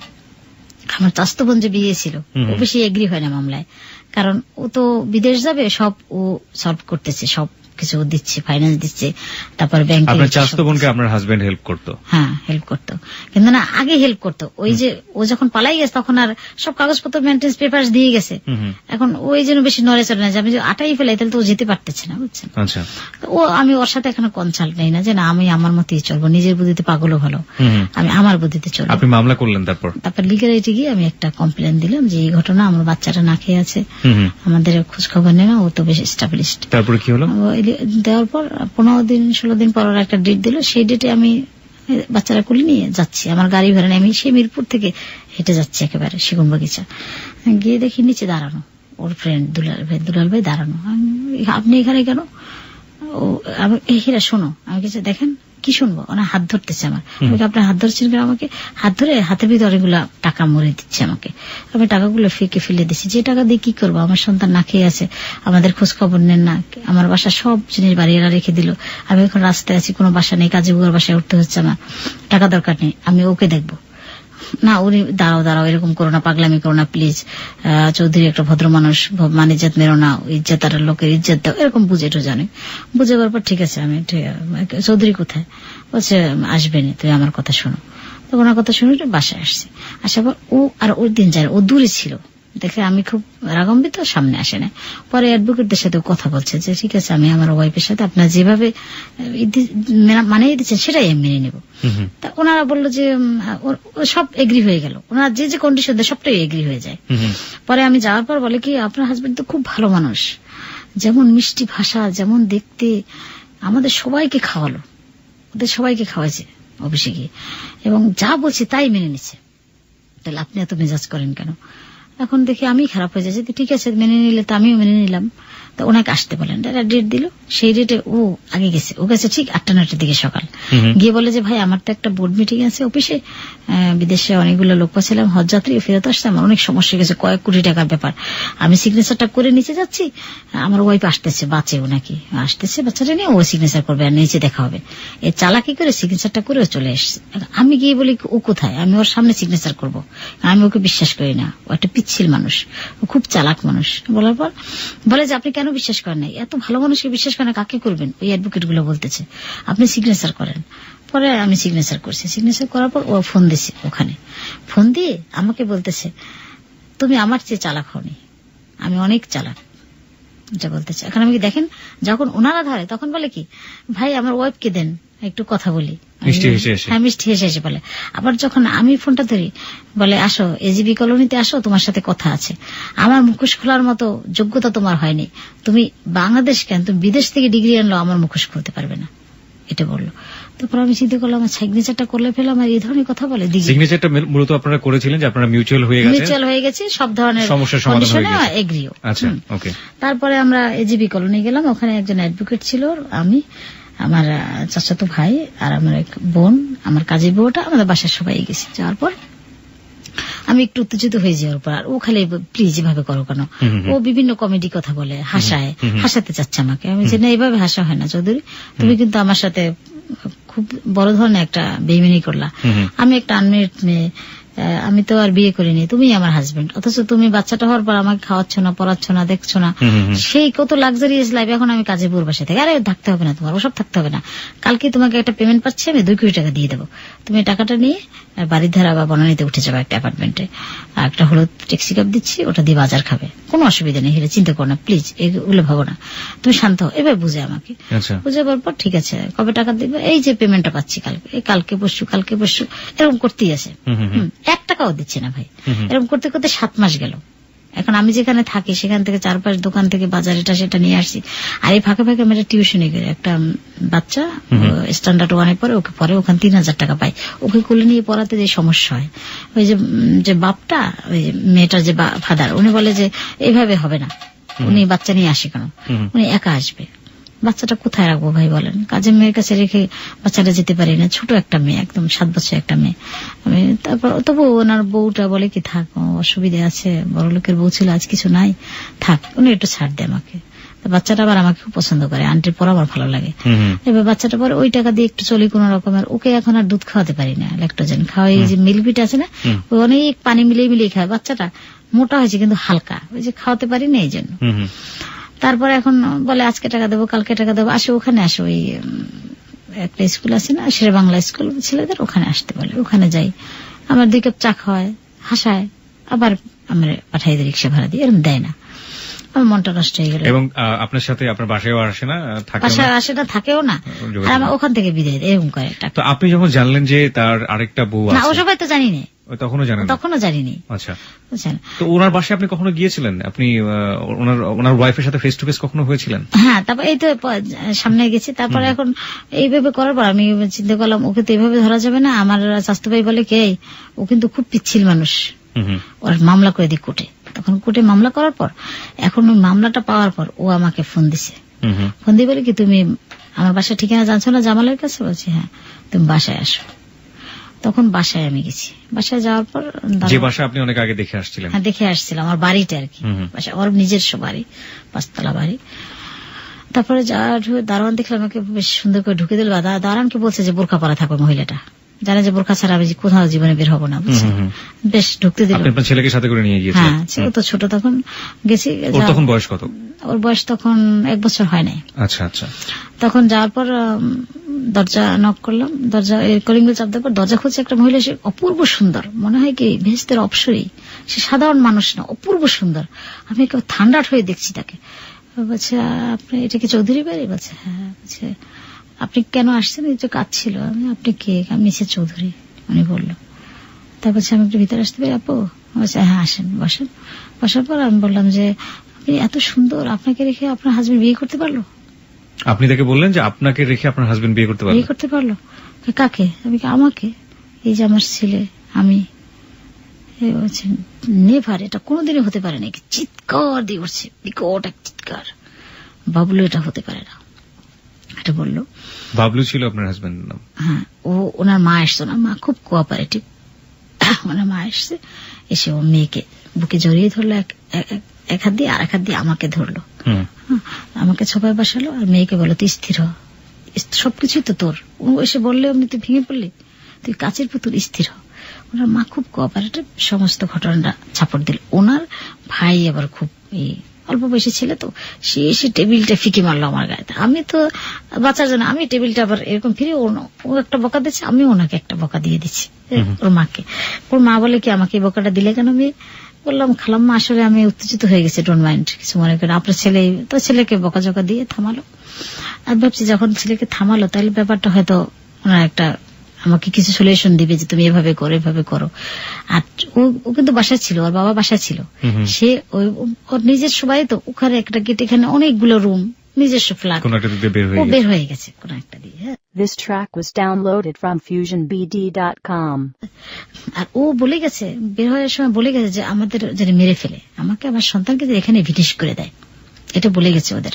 যেগুলো সব ব্ল্যাকমেল, আমার ব্যবসা বাণিজ্য নষ্ট করার জন্য এগুলো করতেছে। মানে উনি আগেই পরিবারকে কনভিন্স করেছে যে এটা ব্ল্যাকমেল করতেছে আমাকে, এরকম ভাবে মহিলাটা অনেকদিন থেকে আমাকে আগে থেকে ব্ল্যাকমেল। হ্যাঁ, ও আমার এক ফ্রেন্ডের ওয়াইফ, এই বলছে আমার ফ্রেন্ডের ওয়াইফ, কিন্তু এখন এইগুলো দাবি করতেছে ওকে ভিনিশ না করলে আমি কিন্তু কোন রকমের ব্যবসা বাণিজ্যে শান্তি পাবো না, এটা বলছে। বলার পর এখন ওর শাশুড়ি কিন্তু ওকে জবাব দিয়ে করছে, ওর বড় শালা যে, সে বলে না না আমি এটা বিশ্বাস করি না, উনি আবার ওপেন হার্ট সার্জারি অপারেশন হয়েছে, অসুস্থ। বলছে না না আমি তো মরেও যেতে পারতাম, আমি সত্য কথা বলেই মরবো। এতে হাঁটছে বাবলুর মতো, চেহারা বাবলুর মতো, কি বলেন মহিলা মিথ্যে কথা বলে। আপনার বেবিকে দেখে সে বলছে? হ্যাঁ, বেবিটাকে ও বলতেছে, আর ও তার মতোই হাঁটে, নুয়ে নুয়ে সবকিছু তার মতো। এখন ওকে না কি জানি খাওয়াচ্ছে, আমি ভয় পাই যে খেলাম এটা সেটা খালি, তোমার ছেলেকে মারবো না মা, ভয় পেও না। ভাবছি পরিস্থিতিটা, আমার কিছু খাবার দিল, খাও। 9টার দিকে গেলাম আমরা, 3-4 বেজে গেল, আর দুপুরে খাবার দিল, খাওয়া আমার খেতে ভালো লাগছে না। হঠাৎ আমি দুপুরে খাবার আগে শুনি কি ওর শালা বলতেছে আমাকে, আর একটা ফোন করতেছে যে না বেশি ঝামেলা নেই, খুব ছোটখাটো মানুষ, একটা ছাটে ছোট বাচ্চা, বেশি অল্প একটা ছোট ধরনের একটা কিছু আনিস, মানে অস্ত্রপাতি আনতে বলছে, আর বস্তা টস্তা ঠিক আছে, লাশ বের করতে সমস্যা হবে না। এই কথাটা শুনে আমার কলিজাটা একেবারে, তাহলে আমাকে মেরে ফেলবে, আমার রাখবে না, আমাদের মেরে ফেলবে। আমি 100 আমি বাঁচবো না। আমি খুব দোয়ানস পড়ি, তারপরে যা দোয়া কালাম আছে মুখস্থ, ইয়াসিন ছুরা পড়ি, আর রহমান ছুরা পড়ি। জানলা আমার জীবনটার জন্য ভাইয়া সবারই মায়া, বলেন যত অসহায় থাকি, জানলা আমি যেন বেঁচে থাকি। আমার বাবাটা এর আগে আত্মহত্যা করতে চাইছে, এখন বাবুটা একটু বড় হয়েছে তো মায়া লাগে, ওর জন্য বাঁচতে ইচ্ছে করে। আল্লাহ আমাদের জন্য মা না মারতে পারে, আল্লাহ তুমি একটু উছিলে আমাকে বাঁচাও, হায়াত থাকলে অবশ্যই বাঁচবে। এগুলো বলতেছি মনে মনে। ভাত খেতে বলে খাইনি আমি, ওনার শাশুড়ি বলে খাও খাও, তুমি মন খারাপ কেন মা? উনি খুব কোঅপারেট, তো আমাকে বুঝাচ্ছে না ব্যাপারটা, ওরা তো আসতেইছি। পরে আমি নিচে গিয়ে দারোয়ানকে বলি কি ভাই আমাদের একটু যেতে দেওয়া যায়, বাচ্চারা ও উপরে, আমি বেরিতে পারলেই তো ওরে নিতে পারবো লোকজন ডেকে। দারোয়ান বলে আপনাকে তো বের হতেই দেওয়া যাবে না, উপর থেকে অর্ডার আছে। দেখেন না, একজন একজন করে ঢুকে একজন একজন করে বের করি। তখন চিন্তা করলাম তাইলে তো আর আমার বাচ্চা হবে না। তো ওই যে ছোপাটার কথা বলছে যে আমার পার্কিং এটা দামি ছোপা পরে আছে আর এত দাম, ওই ছোপাটার উপর বসে চিন্তা করতেছি যে কতদিন আগে এই ছোপাটার কথা বলছে, তাই মরার আগে বসে থাকি, মরবই তো, আসবে মারবে, এখান থেকে বের হবো না, কত নিজস্ব বাড়ি, নিজের সবকিছু, যা বলবে তাই, কাজের লোক টোক সব কনভিন্স করা। পরে 2টা লোক আসছে, লম্বা লম্বা 2টা ছেলে, ইয়ং ছেলে, সে ওর ইশারা দিচ্ছে ওখানে বসে যে আমরাই ক্যান্ডিডেট। তারপর ছেলেটা আমার ব্যাগটা কেড়ে নিয়ে বলল দেশ কোথায়, বললাম আমার দেশ বরিশালে। ব্যাগটা নিয়ে দেখলো ব্যাগের মধ্যে কিছু কোনো বোমাটোমা অস্ত্রপাতি আসেনি, না আমার বাচ্চার একটা ফিডার আর ওই একটা কাবিনের কপি ছিল, ওই কপিটাও পড়ছে। পড়ার পর দেখে যে ওর নানা বাড়ি, ওর নানা আমরা এক বংশই, যে আপনাকে মারতে আসছে যে ছেলে, 2টা ছেলে, ওই একটা ছেলে আর কি আমার দেশের ভাগ্না হয়। তো আমার ভাইয়ের নাম বললো যে আপনি তার বোন, বলছি হ্যাঁ, তো আপনি তো আমার খালা হন। তারপরে আমার আব্বার নাম বললো যে আপনি তো সম্মানিত লোকের মেয়ে, আপনার অবস্থা এইভাবে কেন? তো বলছি বাবা এখন তো বলা যাবে না সবকিছু, কি করব এখন? যে খালাম, আমি বলতে চাই খালাম্মাই বলি আপনাকে। দারোয়ানটাকে আবার না দেখে বলতেছে, কারণ ও যদি আমাকে পুরো হেল্প করে তাহলে ওর বন্ধুর সাথে বেজে যাবে, একসাথে লোক তো। তা বলছে আপনি কিভাবে, তাহলে আমি একটু উপর দিকে আসি। উপরে গিয়ে ওদের সাথে মনে হয় ওদের কনভিন্স করছে যে ভিতরে বসে কিছু করা যাবে না, বাইরে বসে করব, বাইরে অপারেশন হবে আর কি। আমাদের নিয়ে বের হলো। বের হওয়ার পর বলতেছে আপনাকে তো আসলে মারতে নিয়ে আসছে আমাকে, আপনি তো মরেই গেছিলেন, আমি যদি ব্যাগটা না খুলতাম, কাগজটা না বের করতাম, তাহলে তো জানতাম না আপনি যে মীর সাহেবের মেয়ে, আর আমি তো আপনাকে ছাড় দিতাম না, আমার কাজই তো এইটা। তো এখন যান থানায় গিয়ে একটা মামলা টামলা করে এটা জিডি করে আসেন যে আপনাকে আটকে রেখেছিল এবং আপনাকে মারতে চেয়েছে, উল্লেখ করে আপনি পুলিশ নিয়ে আসেন। এখন তো কোনো প্রমাণ থাকলো না, যেহেতু আপনি মামলা করছেন, মামলার মিউচুয়ালের জন্য আপনাকে ডাকলো। পরে আমি থানায়, মোহাম্মদপুর থানায় গেলাম। ওরা টাকা চায়, জিডি করতে শুধু টাকা চায়। ভাই আমার তো টাকা নেই। থানা থেকে কি বললো আপনাকে? থানা থেকে একজন সাব ইন্সপেক্টর দিল, একটা জিডি করলাম, জিডিটার উপরে একটা সিগনেচারও করলো না, বলে আমরা দেখে আসি।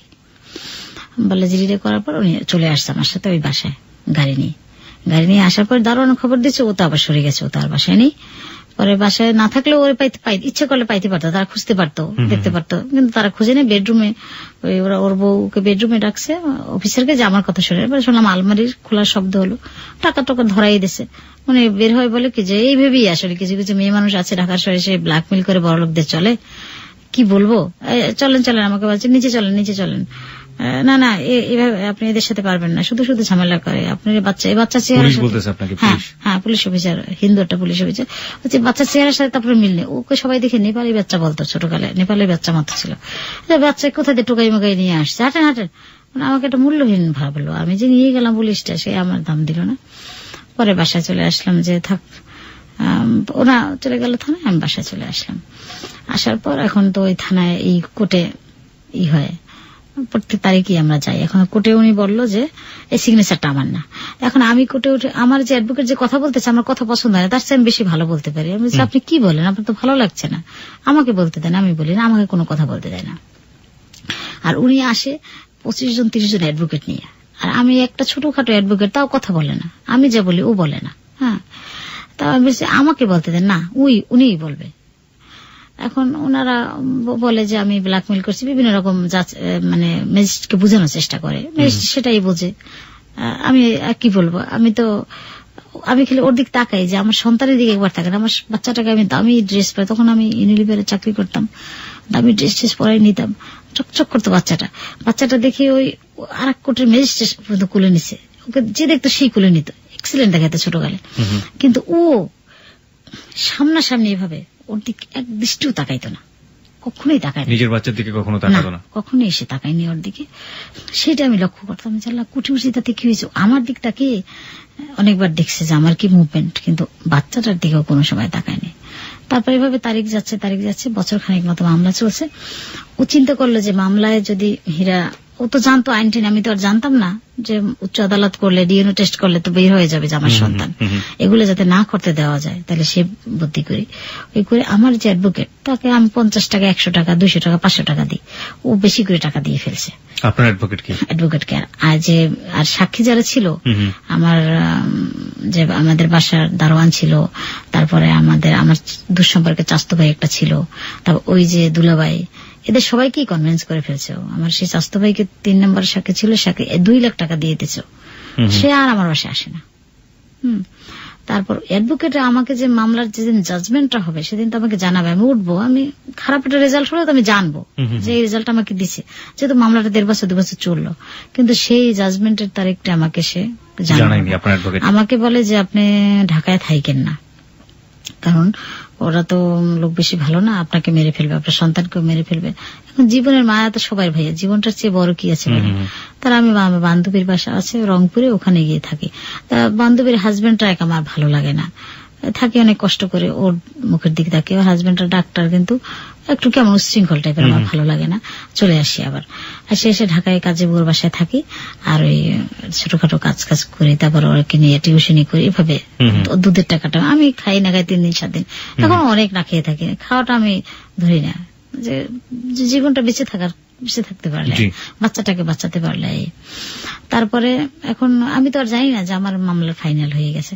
আমি অনেকদিন পর ফোন দিছি অ্যাডভোকেটকে, কি বাসার ভাই, আপনি তো আমরা কোনো রেজাল্টই জানালেন না, আমার মামলাটা কি ফাইনাল হবে না? আমি ফাইনাল হলে আমি আর যদি এখানে ঠকে যাই, আমি আর একটা কোর্ট করবো, আর এক রকম মামলা করব। আমি তো 100-100 আমার সন্তান ওর, এবং এই পৃথিবীতে আমি জন্মগ্রহণের পর আমার যৌবনের টাইম বড় হয়েছি, কোন পুরুষ আমার হাতটাও ধরে নেয়। আমি সেরকম একটা তালেবান ফ্যামিলির মেয়ে, কাজী আমি তো জানি আমি কাবার চেয়েও পবিত্র। ওই একমাত্র আমার স্বামী, এবং ও আমার সন্তানটা জন্ম দিয়েছে। আমি যত বড় কোর্ট আমি সেখানে যে প্রমাণ করতে পারবো আমার সন্তান। এখন ও বলে কি যে কি বলেন এগুলা, এটা কথা হয় নাকি? কবে আপনার মামলার ফাইনাল হয়ে গেছে? কি বলেন মামলা আমি জানবো না? আপনি তো আসেন না, আপনি তো খুঁজে পাই না। কেন? আমার মোবাইল নাম্বার আছে, আমি যে রংপুরে থাকি সে টিএনটি নাম্বার, বাসার নাম্বার, ওই অফিসে দুলাভাইয়ের নাম্বার, সব ওর কাছে আছে। তাহলে কোনোটা পাইনি আপনাকে। কবে গেছে? বেশ ভালো কথা। আমি 2 মাস পর ফোন করছি। বলতে পারতো না যে আপনি হাইকোর্ট করেন, 3 মাসের মধ্যে নাকি হাইকোর্ট করতে হয়? সেটাও আর বলে না। অনেকদিন পর 90 দিন যাওয়াটার পর বলে কি আপনি তো হাইকোর্ট করতে পারতেন, যোগাযোগ করলেন না। কই হাইকোর্ট করতে পারতাম মানে? বল 90 দিনের মধ্যে হাইকোর্ট করতে এখন তো সময় নেই। ওইভাবে জাজমেন্টটা হয়ে গেল, ওভাবে ওই জাজমেন্টটা রয়ে গেল। ওকে আর পেলাম না। এখন চিন্তা করলাম একদিন ওর সাথে যোগাযোগ করি, হ্যাঁ, ওর বাড়ির সামনে যাই, গিয়ে ওকে কিছু বুঝেই বলি যে দেখো বাচ্চাটা নিয়ে এত সমস্যা আছি, এখন আমি কি করব? বাচ্চাটা কি করে বাঁচাবো? তোমার তো অনেক আছে, কেউ জানবে না। বাচ্চাটাকে শুধু তুমি খাওয়ারটা দাও, আমি একটা কাজবাজ করে বাচ্চাটা নিয়ে চলি। এখন গেছি, ওর বাড়ির সামনে দাঁড়িয়েছিলাম, দেখি ও ঢলতে ঢলতে বের হয়েছে। ওদিন ওর গাড়ি নষ্ট। বের হওয়ার পর ও তো বিদেশি স্টাইলে চলতো। বের হওয়ার পর এখন ও একটা সিএনজিতে না বেবি ট্যাক্সিতে উঠছে, তখন সিএনজি ছিল না। ওঠার পর আমি উঠে গেছি, ওর পাশে বসছি। বসার পর এখন ওর লোকে অনেকগুলো পাসপোর্ট, সাইড ব্যাগেট, অনেকগুলো টাকা। এখন আমি বলি আজকে তোমাকে ধরছি, বরিশাল্লা মাইয়া, তোমার আজকে জবাই দিয়ে খাবো। এখন বলে কি করবা? কিচ্ছু পারবো না, কুটেই পারো না। দেখো না, তুমি আমাকে ব্ল্যাকমেল করছো, এটাই প্রমাণ করেছি তুমি খারাপ মেয়ে, এটা বলে তুমি কিছু পারবে না। তোমাকে আজকে এখানে আমি ধরে নাড়াচ্ছি ওকে বেবি ট্যাক্সিতে বসে। এখন বেবি এলার বলতে চাই, বেবি থামো, বেবি থামো। এই মহিলা আমার সাথে, মহিলা বলো কেন, ভুলে গেছে আমাকে। নর্মাল কথা বলতে চৌদেশি ভালোবাসার কথাগুলো মনে করো না। রাতের পর রাত আমাকে নিয়ে ঘুরতে, বড় বড় হোটেলে খেতে, কত দামি জিনিস দিতে, কত ভালোবাসতে। আমার ছেলেটার নাম পর্যন্ত তুমি সিলেক্ট করছো, তুমি দিয়ে নাম, যেহেতু তোমার নাম হীরা, ওর নাম হবে হিমেল বা হিম, তুমি সিলেক্ট করে দিলে। আর তুমি আজ আমার সন্তানে কিছু দিচ্ছ না, সে না খেয়ে আছে, তার ঘরে দুধ নেই, কিছু খাবার নেই, জানো না, আমার একটা ভালো চাকরি নেই। এই বলতেছে, ও শুনতেছে মতিঝিল পর্যন্ত আসার পর ও গাড়ি দিয়ে নেমে গাড়ি ভাড়াটা দিয়ে ওকে দেখো 1 পাও আসবা না আমার পিছিয়ে। এখন একবার এক রিক্সাওয়ালা আমাকে বলে কি হয় আপনাকে, আমার হাজবেন্ডকে ধরেন ভালো করে, আমরা আছি। আমি আবার ধরলাম না, যে ও যদি আবার অন্য আজে বাজে কিছু বলে, ভয় আমি আবার ওকে ছেড়ে দিলাম, কিছু বললাম না। বাসায় চলে আসলাম। বাসায় চলে এসে ওর একটা নাম্বার নিয়ে আসছে, যে অফিসে বসে ওই নাম্বার নিয়ে আসছে। নাম্বারে ফোন করছে একদিন, ও বুঝে নেয় যে আমি ফোন করছি। হ্যাঁ, তার আমি বলছি কি একটু ওর পিএস কে বলছি একটু বচকে দেওয়া যায়, তার দিছে। তারপর বলছে আমাকে একটু সাহায্য করো, আমি তো সমস্যা আছে বাচ্চাটা নিয়ে, বাচ্চাটা না খেয়ে আছে। কিন্তু কোনো কথাই সে বললো না। যে বাচ্চাকে কি দেবে না দেবে, বা তুমি তো মামলাই করছো, আবার আমাকে ফোন করো কেন, তোমার তো লজ্জা থাকা উচিত, যেহেতু তুমি মামলা করছো তুমি আর কখনো আমাকে ফোন দিবে না। পরে আর ফোন টোন দিনে যে না, কিন্তু ওর বাড়িতে আমি চিঠি দিই, প্রায় এখনো চিঠি দিই, প্রত্যেক বছর 3-4টা চিঠি দিই, 5টা চিঠিও দিই, এবছরও 3টা চিঠি দিয়েছি। আবার ভয় দেখায় যে আমি ডিএনএ টেস্ট করবো, আমি কোর্টে উঠবো, এটা সেটা, ও তো জানে আমি কোর্টে উঠতে পারবো না। তো মানবাধিকার আছে না, গত বছর ডিসেম্বরে মানবাধিকার বাস্তবায়ন ওখানে সিগমা হুদার, ওইটা গিয়ে আমি বললাম ডিটেলস যে আমি আসলে কি করতে পারি, বাচ্চারা আমি খুব অসহায়, কোথাও যেতে পারি না, কিছু করতে পারি না, বা আমি এখন অসুস্থ, হার্টের রোগী হয়ে গেছি, চিন্তায় আমি ওটা কাজ করতে পারি না, বাচ্চাটা কি খাওয়াবো, কিভাবে বাঁচবো আমরা, আপনি একটু যেহেতু আপনারা মানবাধিকার বাস্তবায়ন করে, তা আমার সন্তানের অধিকারের বাস্তবায়ন করে দেন, এই বললাম। ওনারা একটা চিঠি দিল ওনাকে, চিঠি দেওয়ার পর উনি 27 তারিখে আমাকে আসতে বললো। তো ওনাদের উচিত ছিল যে আজকে আপনাকে অ্যাকসেপ্ট করবো না, 27 তারিখ আসেন, উনি যেহেতু 27 তারিখে আসবে না, সবখানেই দেখি গরমিল ভাইয়া, বুঝছেন। ওনারা আমি 27 তারিখে আসবো, ওনারা আসছে 24 তারিখ, এসে সিগনেচার করে বলে গেছে যে আমরা তো এটা একটা মামলা হয়েছে, মামলার জাজমেন্টে আমরা জয়ী হয়েছি, ও এই মহিলা ভালো না, এটা সেটা, এই বাচ্চাটা নিয়ে সমস্যা করতেছে, এই সন্তান আমাদের না, আমরা কিছুই জানি এই সম্পর্কে, আমাদের বাড়ি খাওয়ার জন্য এগুলো করতেছে, এগুলো বলে টলে উনি চলে গেছে ওই ওনার কাছে। উনি আবার 29তম বিসিএস ক্যাডার মেয়েটা ম্যাজিস্ট্রেট হয়েছে, এখন উনি আমাকে বলতেছে আমি 29তম বিসিএস ক্যাডার, আপনার 29তম না 30তম, আপনাকে আমি মূল্যায়ন করতে পারি না, কারণ আপনার 27 তারিখ ডেট, আপনার যে কমিটমেন্ট, আমি 27 তারিখ, ওনাও 27 তারিখ, আমার সামনে বসে ওনারা বলবে যে এটা আপনি 24 তারিখ তাদের সিগনেচার রাখলেন কেন, তাহলে 27 তারিখ আমার কি মানবাধিকার মূল্য আপনারা বাস্তবায়ন করবেন, আপনার আসলে লোক ভালো নাই বলে আমি ওখান থেকে চলে আসলাম। আচ্ছা না, ওখানে আমি কোনো বিচার পেলাম না, এভাবেই রয়ে গেল। এবার আবার অ্যাডভোকেটের সাথে আলোচনা করলাম যে আসলে এই ওর কিভাবে একটু অধিকার দিতে পারি। ও ইদানিং এখনো বড় হয়েছে না, এখন জিজ্ঞেস করে মা স্কুলে 2 বছর পড়াইনি, এবার ভর্তি করেছে অনেক কষ্ট করে, নিম্নমানের স্কুল, যেতে চাচ্ছে না। বস্তির দারোয়ান বলে আপনার ছেলে বস্তির বাচ্চাদের সাথে শুধু মেশে, কেন দেখি কি ওর ক্লাসমেট, মা ও ক্লাসমেট, কি বলবো, কি বাচ্চা কোথায় ভর্তি করেছেন, বাচ্চা স্কুলে বাসায় বসে থাকে, মন নষ্ট হয়ে যায়, এখানটা বড় হয়েছে না, বুঝে। বয়স এখন 11 বছর, আপনি 11টা বছর ধরে সংগ্রাম করছেন আপনার ছেলের অধিকার, আপনার অধিকার ফিরে পাওয়ার জন্য। শেষমেশ কি অবস্থা, এখন আপনি কি অবস্থায় আছেন আমাদেরকে একটু বলেন। এখন তো খুব খারাপ অবস্থায় আছি ভাই, আমি তো চাকরি করতে পারতেছি না, হার্টের রোগী, ওই চিন্তে আমার হার্ট নষ্ট হয়ে গেছে, ডাক্তার দেখাচ্ছি। আপনি বলছিলেন আপনি ইউনিলিভারে একসময় কাজ করতেন, ভালো চাকরি করতাম, চাকরিটাও নেই, কারণ অনেক সময় অসুস্থ হয়ে যায়, শুয়ে থাকতে হয় বস দেখে, শেষে বলছে সরি আপনি আসবেন না, ওটা তো বিদেশি কোম্পানি, অনেক হার্ড লেবার দিতে হয়। তো এখন তো কোনো কাজ বাজ নেই, স্কুলে মাস্টারি করতেছি, ওখান থেকে 2,500-3,000 টাকা আসে, এতে বাড়ি ভাড়াও হয় না, খাওয়া হয় না, অনেক কষ্ট হয়, বাচ্চাটার জন্য কষ্ট হয়, বাচ্চা পড়াতে পারি না। ওই যে বইয়ের সব বইগুলো পুরান কিনে দিয়েছি, এখন বলে মা পুরান বই, অন্যান্য বন্ধুরা লজ্জা দেয়, তোর বাবা নাকি বিদেশ থাকে, তাতে পুরান বই পড়িস কেন, বলছি থাক, বাবা বলবে কি যে আমার বাবা একটু সমস্যা আছে, ছোট বাচ্চা তো বুঝে না, সে কান্নাকাটি করে, তারপরে খাওয়া দাওয়ায় কষ্ট হয়। 2,500 টাকা কি হয় ঢাকায়, বাড়ি ভাড়াটা বাসা ভাড়া নিয়েছি, ওইটা ভাড়া নিয়ে 2টা ছেলেকে দিয়েছি, ওরা বিশ্ববিদ্যালয়ে পড়ে, ওরা 2 রুমে থাকে, আর মা ছেলে মিলে বেলকনিতে আমরা থাকি, ফ্যান নাই, অনেক কিছু ছিল, সব তো নষ্ট হয়ে গেছে, 11টা বছর আর কত থাকে, যুদ্ধ করতে করতে সব হারিয়ে ফেলছি।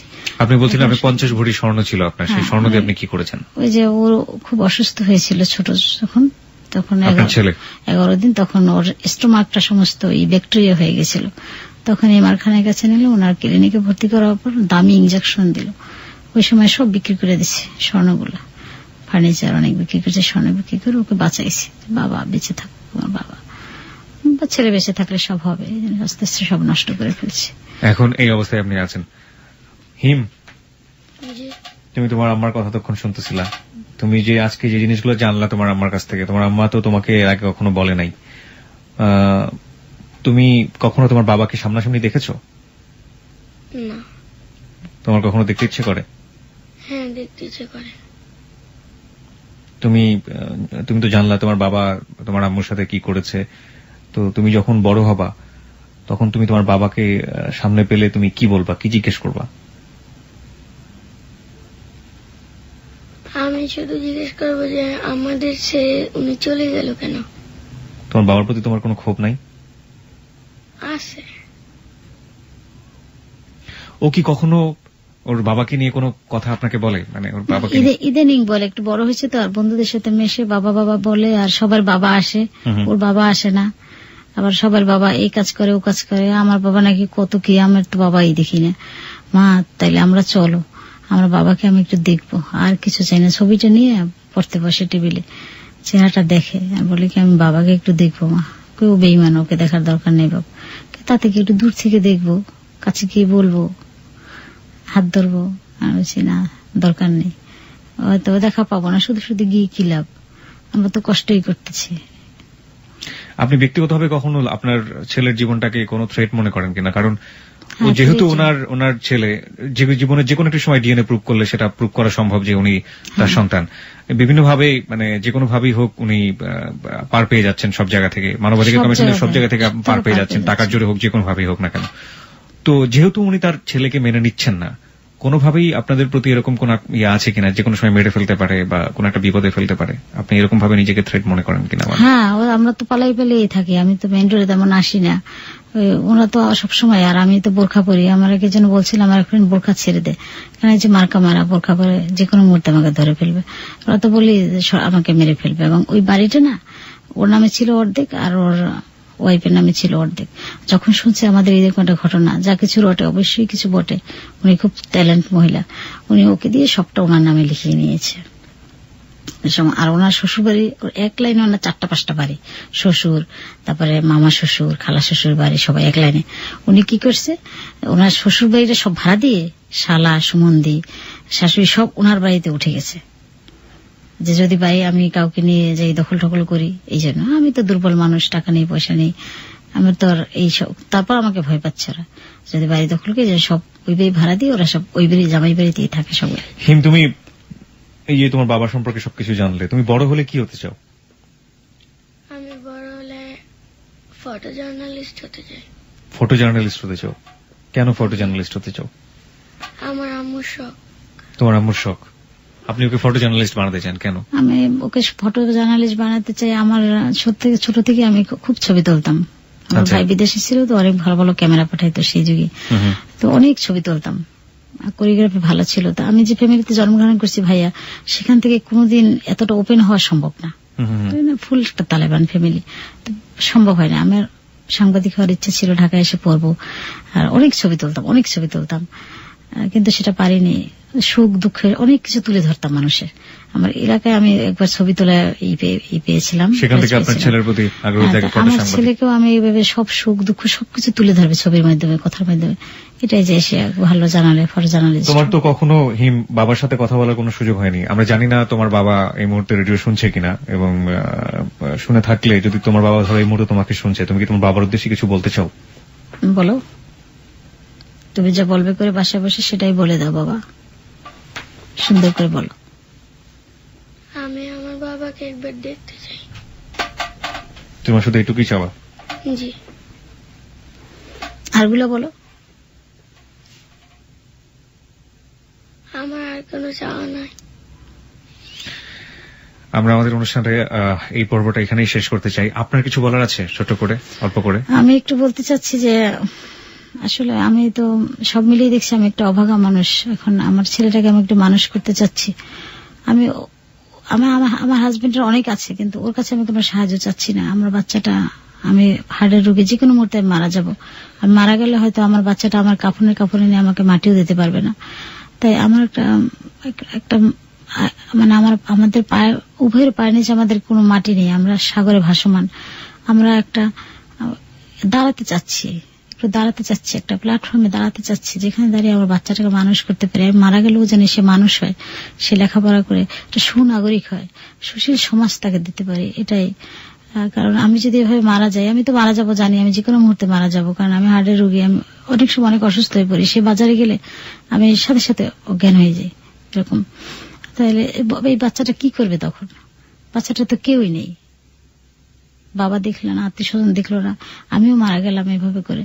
এই জন্য আমি চাই আমি এরকম একটা মানে একটা নির্ভরশীলতা চাই, যে আসলে আমি মরার পরে যেন আমার বাবা পড়াশোনা করে মানুষ হতে পারে, সুনাগরিক হতে পারে, ভালো একটা মানুষ হতে পারে।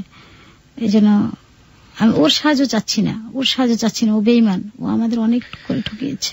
আমরা এই শ্রোতা পর্বটা এখানেই শেষ করছি। আমরা একটু পরে ফিরে আসবো। আর একটা প্রশ্নের উত্তর আমরা আর ওদিকে নাই বা গেলাম, আমি সরাসরি দিয়ে দিচ্ছি। এই ভদ্রমহিলাটি 11 বছর যাবৎ তার সন্তানকে নিয়ে যুদ্ধ করছেন এবং আমি তাকে ব্যক্তিগতভাবে একবার একটা প্রশ্ন করেছিলাম যে আপনি বিয়ে করেননি কেন। তার বিয়ের একটা সম্ভাবনাও ছিল এবং শুধুমাত্র নিজের সন্তানের দিকে তাকিয়ে তিনি বিয়েটাও করেননি। আমি ব্যক্তিগতভাবে আপনাদেরকে ধন্যবাদ জানাই, মা এবং ছেলেকে। আপনারা কষ্ট করে এতক্ষণ আমাদের ছিলেন এবং আমাদেরকে সময় দিয়েছেন। আমাদের কিছুই বলার নেই। আমরা গল্পের শুরুতেই সবসময় বলে রাখি যে একটা জীবনের গল্প আমরা তুলে ধরি এবং সেই জীবনের গল্প শোনার পর কি পেলেন সেখান থেকে আপনি, সেই সিদ্ধান্তটা একেবারেই